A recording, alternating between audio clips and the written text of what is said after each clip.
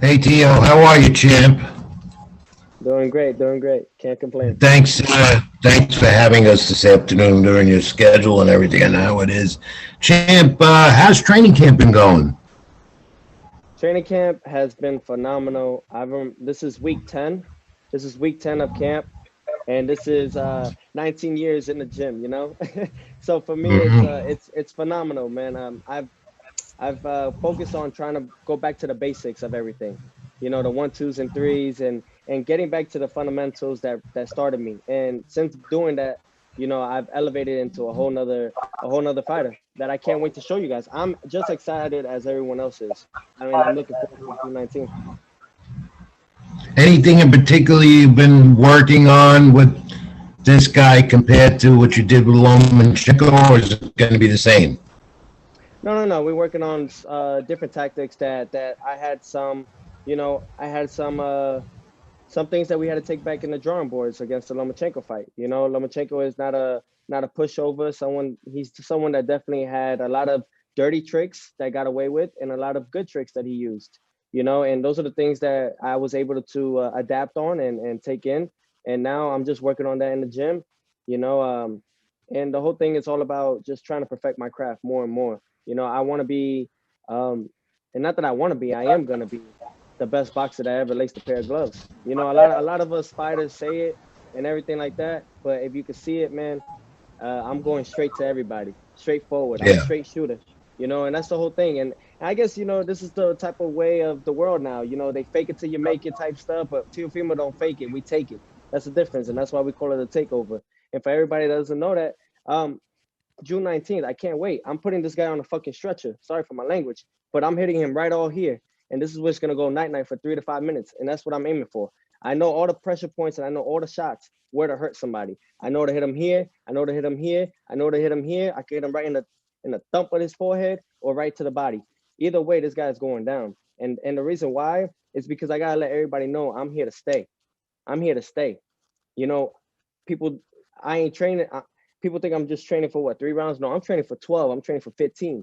However, when it comes to Saturday night, June 19th, I gotta let the world know when I fight this guy and I knock him out, I'm not just knocking out George Kambosos. I'm knocking out everyone that was talking shit about me. Next up is Renato Bermudez. Teofimo, ¿cómo estás? Saludos. ¿Todavía hay retos para ti en 135 libras? ¿Hay retos para mantenerte ahí o ya el próximo año quieres saltar a las 140? Ah, bueno, tú sabes, para mí es que ya 7 años en este peso de 135 peleando, y ya yo estoy creciendo más, pero la cosa es que yo sé que contra un tipo como George Kambosos, yo no puedo a subir a 140 con alguien como Kambosos. You know, I can't move up. I have to fight. Yo necesito pelear con alguien como Claro. Devin Haney or Ryan Garcia or Javante Davis before I move up to 140. So, claro, yo voy a pelear otra vez a 135 si Dios quiere. Y me siento muy fuerte. Hoy yo peso 147, no, 145 hoy. So, ya, yo tengo solo 10 libras de agua, puro agua. Y ya tenemos como 3 semanas. So, ya, yo estoy en peso ahora y me siento muy, muy fuerte. Lo que yo puedo decir ahora es que um, this is like, to be real, man, this is the best I've ever felt. I feel better than I felt in the Comey fight. Thank you. Muchas gracias. All right, next up is WCS.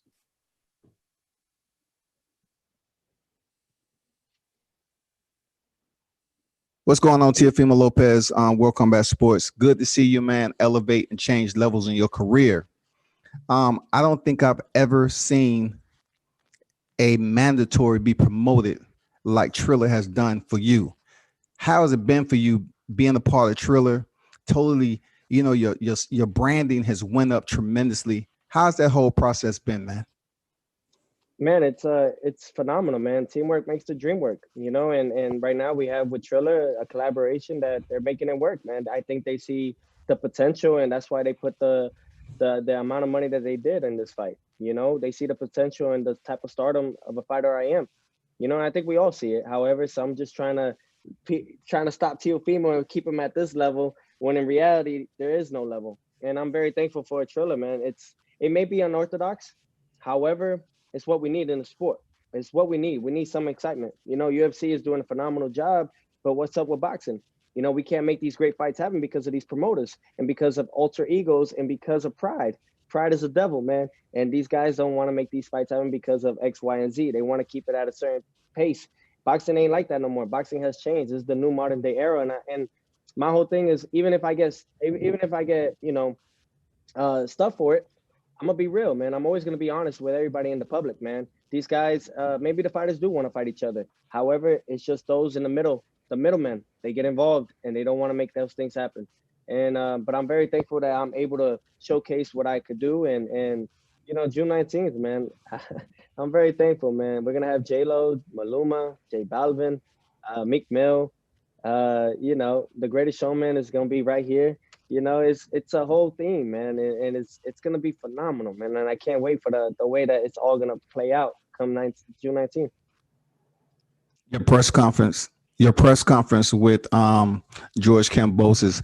How was your true raw energy with him? You know, you all set the tone for this year with the energy and promoting yourselves, and it seems like y'all genuine don't like each other. How was your level 1 through 10 on facing Kambosos on that stage, and you and him going at it like you did?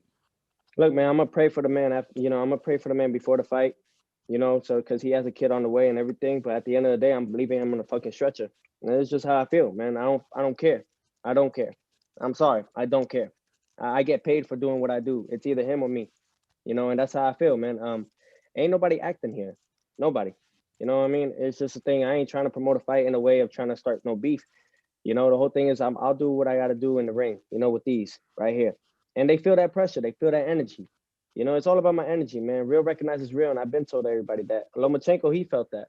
Anybody that comes in front of me, I'll beat him. Why? Because they know. I ain't scared of nobody. I ain't scared to die in that ring neither.